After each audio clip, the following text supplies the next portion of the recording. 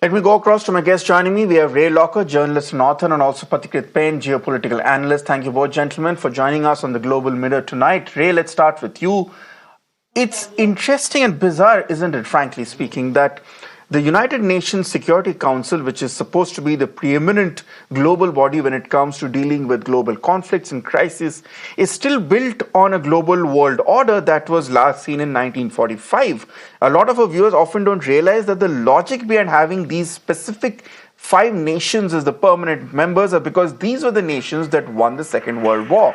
So we're looking at a global order which is not even reflective of the Cold War that happened later. Forget 21st century realities. Clearly, Ray, the United Nations Security Council is long overdue when it comes to an overhaul and a revamp of existing geopolitical realities.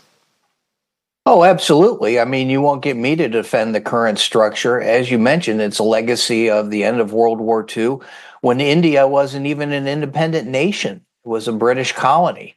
And at the time, and then for years, the China that was represented on the Security Council wasn't the People's Republic of China, but it was the Republic of China on the island of Taiwan.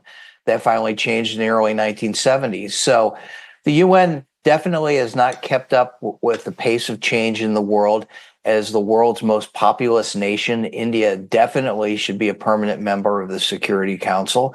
And I think the only reason it hasn't been is because of a reluctance to change the way things are set up, because there's some power that's accrued by having a permanent membership. And if you let other people in, you lose some of that power. And it seems like the Western nations, particularly the United States, UK, and France, have finally come around to realizing it's time to make a change.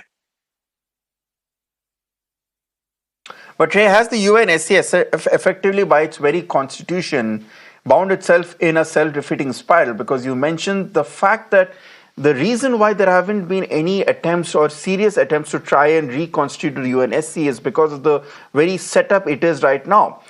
India, for instance, can get all the unstinted support it needs from the United States, the UK, and France, and even from Russia, but it will never get that support from China as long as the other nations are supporting India. In fact, even Russia may turn out to be cagey if you have the other 3 Western countries supporting India. Similarly, a nation like Japan, for instance, will always be vetoed by China, if not by Russia.